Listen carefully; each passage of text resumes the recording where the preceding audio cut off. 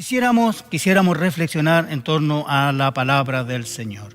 Y para ello quisiera invitarle a que abra su Biblia, tiene su Biblia allí de seguro, abra su Biblia en la segunda carta que Pablo escribe a los Corintios, en el capítulo 12, versículo 7 en adelante, que dice de la siguiente manera: para evitar que me volviera presumido por estas sublimes revelaciones, una espina me fue clavada en el cuerpo, es decir, un mensajero de Satanás para que me atormentara.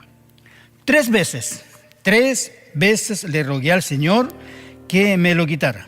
Pero Él me dijo: te basta con mi gracia, pues mi poder se perfecciona en la debilidad. Por lo tanto, gustosamente haré más bien alarde de mis debilidades para que permanezca sobre mí el poder de Dios. Padre, gracias. Gracias te damos, Dios eterno, por este nuevo día que nos permites reflexionar en torno de tu palabra. Guíanos, Señor, que esta sea una palabra de bendición para cada uno de nosotros y en especial para todos aquellos que en esta mañana pudieran estar siendo invitados a ver este programa por primera vez. Dios eterno, te agradecemos en el nombre de Jesús. Amén. Tema que quiero compartir esta mañana y reflexionar en torno a la palabra, le he puesto: cuando Dios guarda silencio. Y comienzo con una pregunta: ¿por qué cuando más necesitamos que Dios responda, Él simplemente guarda silencio o no percibimos su respuesta? Lo más probable es que entre medio de nosotros o entre nos dijéramos: bueno, Dios sabe lo que hace, los tiempos están preestablecidos por Dios, no podemos hacer nada. De verdad que hay muchas formas en cómo refugiarnos en este silencio. Y a lo largo de la Biblia encontramos a varios personajes que de una o de otra manera pasaron por este valle del silencio, por este valle tormentoso del silencio de Dios, cuando no había ninguna posibilidad de que Dios pudiera responderle. Juan el Bautista, por ejemplo, muere esperando una respuesta de parte de Jesús en cuanto a una pregunta que él le hizo. Job pasa por el silencio desagradable de Dios, podríamos decirlo de esta forma, que Dios no le responde y su aflicción es tan grande y a veces el silencio de Dios parece atormentarle aún más. El propio salmista en alguno de sus salmos también evoca esta situación del silencio de Dios. Y es un problema similar al de Pablo. Pablo está aquejado de un mal que desconocemos en cierta manera cuál sea exactamente el mal que le aqueja. Pero simplemente la respuesta del Señor es: bástate mi gracia. Bástate mi gracia. Tal vez no es la respuesta que quisiéramos escuchar. Tal vez no es la respuesta que esperaba Pablo. Lo más probable es que Pablo, como muchos de nosotros, quisiera haber escuchado algo más allá. Quisiera haber escuchado una voz de Dios que le dijera: todo está en control, no te preocupes. Pero simplemente obtiene una respuesta: bástate de mi gracia. Y lo más probable es que sea la misma preocupación de muchos creyentes o de muchas personas en este instante, que están aquejados, que están con dificultades, que enfrentan situaciones adversas, porque el panorama no se ve bien. Muchos de nosotros, tal vez en nuestro clamor al Señor, allá quisiéramos escuchar una palabra de Dios, una respuesta de Dios a nuestras dificultades. Y simplemente Dios guarda silencio. Cuando Dios guarda silencio, pensamos que es debido a algo que nosotros hemos hecho, o vienen tantas cosas a nuestra mente y empezamos a divagar. Pero el silencio de Dios siempre tiene propósitos de edificar al que confía en Él. El silencio de Dios tiene propósitos que van más allá de este momento. El silencio de Dios tiene que ver con algo que muchas veces no entendemos, pero que siempre va a ser para beneficio nuestro. Frente a una situación de silencio de Dios, frente a una situación parecida a la que pasa Pablo, nosotros los creyentes de este tiempo tenemos dos maneras de reaccionar frente al silencio de Dios. Frente a una situación de silencio prolongado podemos reaccionar de dos maneras. Y quisiera brevemente reflexionar en estas dos maneras de enfrentar el silencio de Dios. En primer lugar, cuando Dios guarda silencio, podemos enfrentarlo con una actitud negativa. Y una actitud negativa es aquella posición que toma la persona frente a cualquier situación. Todo lo ve malo, todo lo ve oscuro, todo lo ve pésimo. Nada en el horizonte pareciera ser bueno. Y entonces esta persona, esta actitud negativa comienza a rodearla de una situación de pesimismo. Y aparte del problema, y aparte de la enfermedad, y aparte de la circunstancia difícil, más encima esta actitud le lleva a extremos muchas veces y le afecta a ella misma, pero también tiene una connotación externa hacia la gente que le rodea. Las actitudes negativas son disposiciones y comportamientos negativos que un ser humano muestra frente a las dificultades de la vida. Si una persona tiene una actitud negativa, generalmente tiende a contagiar a otros con el mismo pesimismo. ¿Ha escuchado a alguien decir no va a resultar? Frente a un desafío, frente a una situación, en nuestra angustia clamamos y parece que nada estremece a Dios. En nuestro dolor, en nuestras circunstancias difíciles, nuestra oración parece que solamente llega al techo que tenemos sobre nuestra cabeza. Y no hay motivo, y no entendemos por qué Dios no responde, por qué Dios guarda silencio. La soledad, y en especial el silencio de Dios, nos impulsa a creer que nuestra vida no tiene sentido, no tiene valor, que ya no le interesamos, que no le importamos nada y que nada le preocupa al Señor. Y en esta situación a veces se prolonga. Las profundas crisis, pasan los días, las semanas, los meses y no tiene solución. Y ahí estamos con el problema, y ahí estamos con la dificultad. Y a pesar que golpeo la pared y golpeo mi pecho y golpeo el cielo, Dios parece inconmovible. El silencio de Dios provoca en nosotros situaciones de desesperanzas. Las preocupaciones de Dios son tantas, tiene tanta gente que atender. Claro, yo no le importo. Permíteme una pregunta. El que hizo el oído, ¿no oirá? ¿No oirá tu clamor? Pablo dice 3 veces le rogué al Señor, 3 veces. No dijo 3 minutos, no dijo, acá el texto no dice si es un día, 2 días, dice 3 veces. Y al parecer es un tiempo prolongado. 3 veces, estimados amigos, y parece una eternidad. 3 veces que podrían ser años. Y sigue la situación sin esperar respuesta. Y entonces, incluso hasta le pasamos la cuenta. Yo soy tu siervo, yo soy tu sierva. Y mira cómo estoy, mira cómo me tienes, Señor. Pero sabes,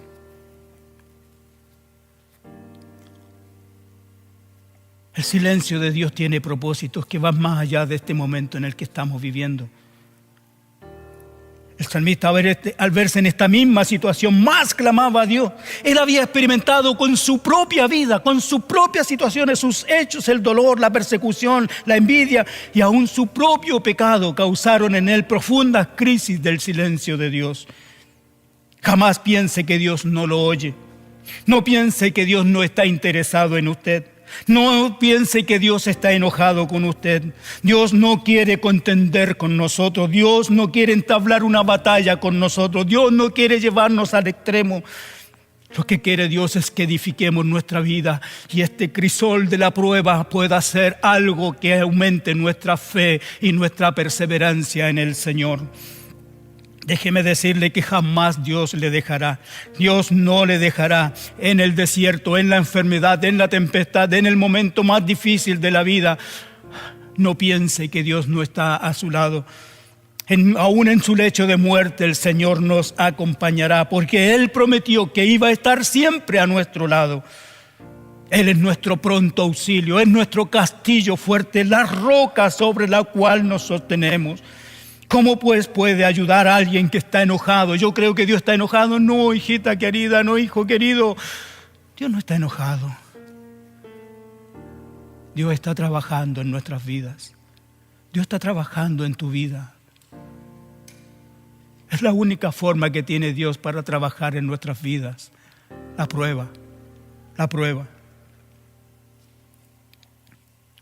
Podemos interpretar el silencio de Dios en forma negativa, pero hay una manera distinta y es como Pablo la enfrenta. Y es enfrentar el silencio de Dios con una actitud positiva. Y es todo lo contrario, una actitud positiva nos permite elegir y pensar de mejor manera que aún el obstáculo más grande puede ser derribado. Una actitud positiva siempre nos permite afrontar la prueba con altura de miras. La actitud positiva es la que marca la diferencia en aquellos que están pasándolo mal, pero aún ven el bien después de este momento. La actitud positiva nos proyecta en el camino de Dios. Nos proyecta a disfrutar de lo poco que podemos tener. El pensamiento positivo busca mejores resultados, aún en los peores casos. 3 veces le rogué al Señor, dice Pablo. 3 veces le rogué al Señor que me quitara este aguijón en mi carne. Ese era su ruego, ese era su clamor. Pero si usted considera el versículo 10, dice, por eso me regocijo, por eso me alegro porque he entendido que en mis debilidades se perfecciona el amor de Dios, porque en mis debilidades, en mi sufrimiento, en mi enfermedad, la gloria de Dios se hace más evidente. Cuando estamos en situaciones difíciles, jamás pensemos que Dios no nos quiere oír. ¿Sabe lo que tenemos que pensar? Que el silencio de Dios es un silencio de amor. Es un silencio de amor, de compasión, de ternura. Créame, yo he pasado por esos valles del silencio. Yo he pasado por situaciones difíciles y aún estamos aquí en pie. He experimentado en mi propia vida el silencio de Dios.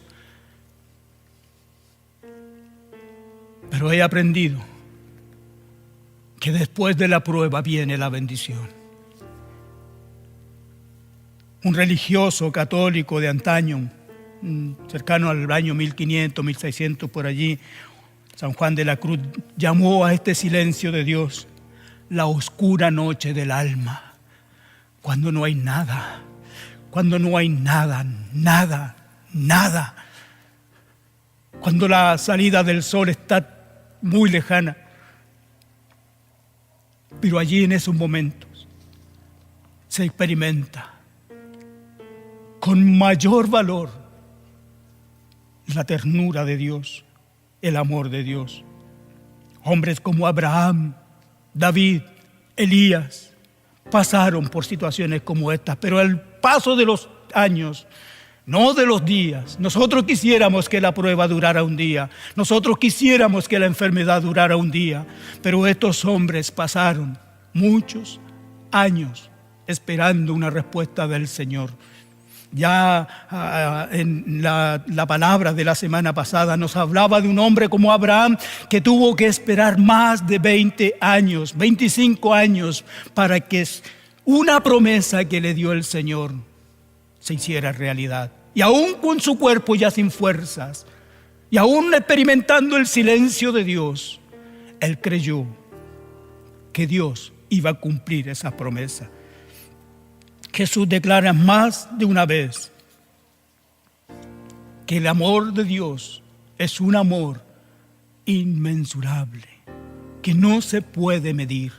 El amor de Dios es tan grande. El amor de Dios alcanza a una plenitud tan alta y tan brillante que muchas veces en su silencio no podemos discernirlo.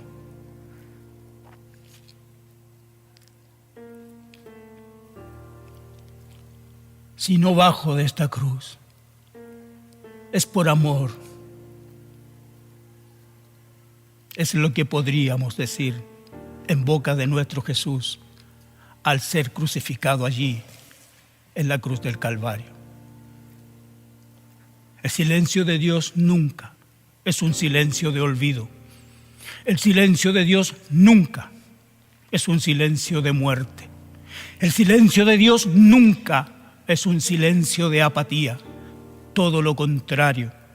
El silencio de Dios es amor, es misericordia, es compasión, es piedad. El silencio de Dios viene a dar paz a nuestro corazón y a entender y a comprender que más temprano que tarde la respuesta de Dios será tan buena y eficaz que ese día podremos decir: todo esto ocurrió, como lo dijo José, para la gloria de Dios. Un momento cuando es vendido por sus hermanos y pasó años de silencio donde Dios no hablaba con él. Pero al final de su vida experimenta que todo el mal que le habían hecho había redundado para bien. Muchas veces nos preguntamos, ¿por qué razón Dios no nos contesta? ¿Por qué razón Dios no responde a nuestra oración? ¿Por qué Dios permanece callado? A muchos, me pongo en ese lugar.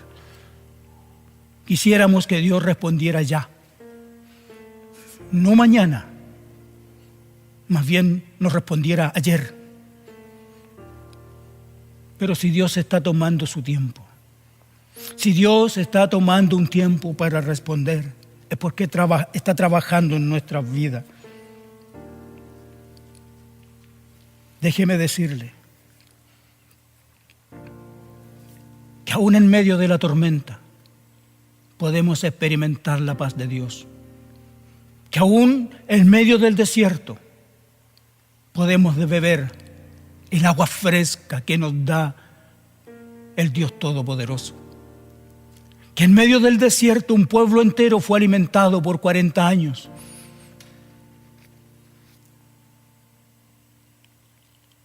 Hoy nos toca a nosotros enfrentar situaciones difíciles que muchas veces no entendemos.